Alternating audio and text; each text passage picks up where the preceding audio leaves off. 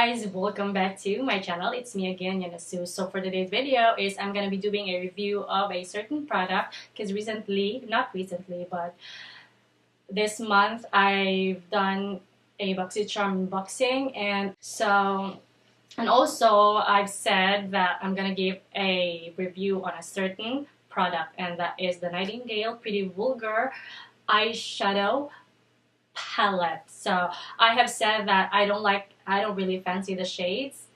I used to when I first started applying eyeshadows, like basic eyeshadows when I was high school, and yeah, I used to like black and brown, but my preference has changed from neutral shades to, is it neutral?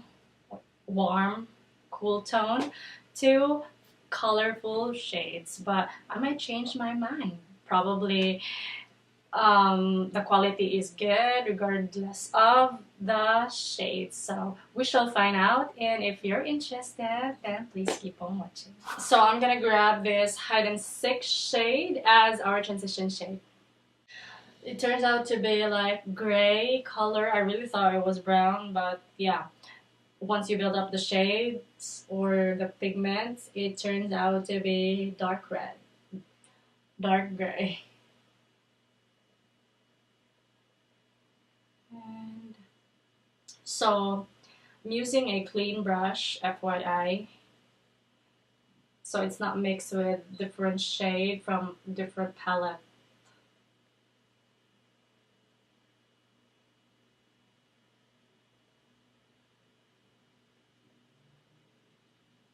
So here's a swatch of our hide and seek, our transition shade. It's a gray shade, and here is the shade. So if you build up the shade, it turns out to be a dark gray, but in here it's a very light shade. And yeah, the texture, I like the texture as it is very buttery. It's not rough. It's not same as the other brand that I had when I touch it. Like, even though I use it many times already, still it feels rough. But this one, you could still feel the like a rough texture. But this one is so buttery, and it's so plain, like very fine powders. Now for our like next shade, we will be using this Flip Out. It's a dark brown, and I'm gonna give you a swatch too. So that's how Flip Out looks like, and most of the time I underestimate brown and end up having a very harsh pigments onto my eyelid. It turns out to be very difficult to blend. So wish me luck this time. I hope this one works better than some of the browns that I've tried. I'll be using the same brushes I use in my transition shade, and just gonna buff it in on top of the, oh, it's so dark. I'm just gonna buff it in on top of that hide and seek shade. I'm just gonna buff it in outside my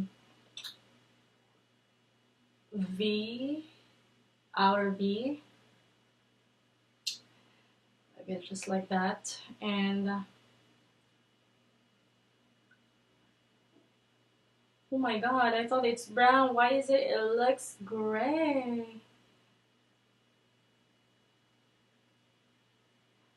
Okay.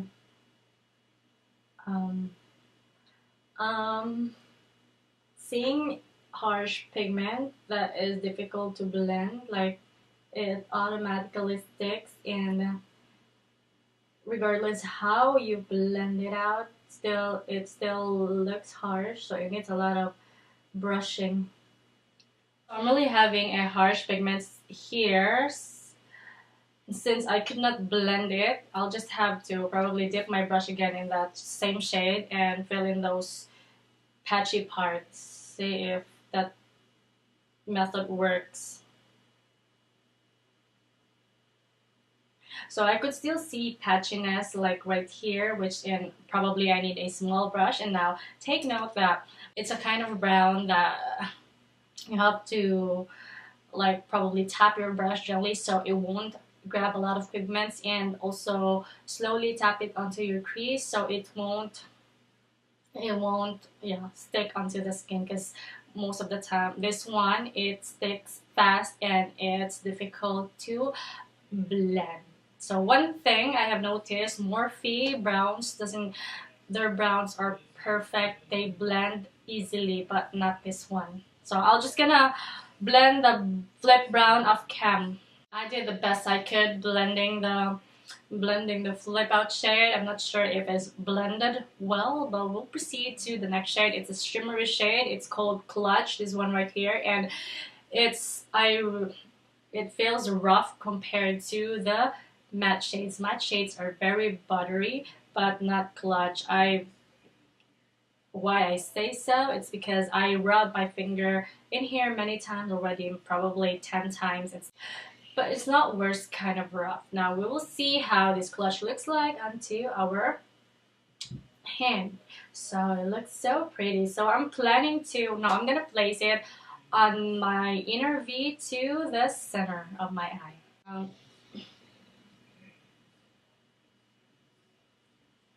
I like the shade. It's a brown gold shade, and it just fits for inner corner shade. And let me see.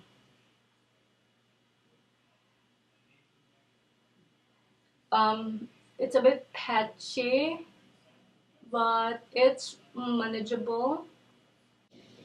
Some of the shimmers, when you apply it and swipe many times, it's a diminishing kind of color, but this one, it sticks to the skin and it's still the same, it's buildable. The Clutch shade is easy to work with.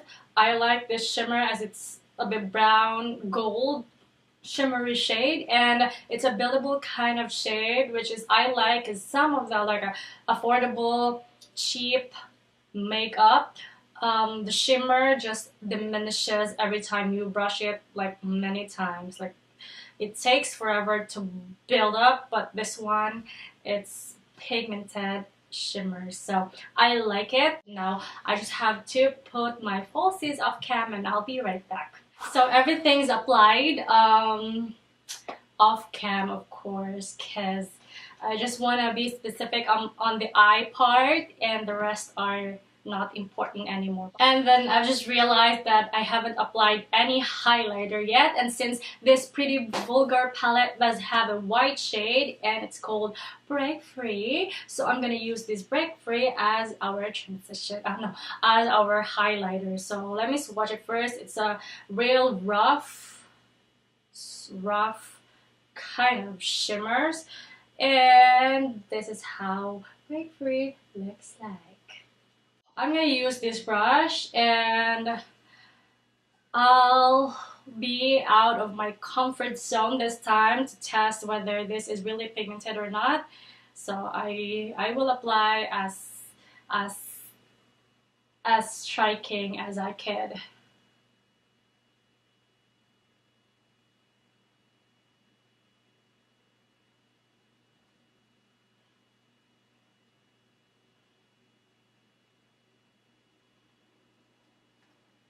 And I need a specific brush for this one right here, so it looks pointy, but I have to blend it like that. So you got here a cardboard material. It says here Nightingale, Pretty Vulgar. At the back you'll have Embrace Your Beautiful, Contradiction, Pretty Vulgar, and some of the information. This weighs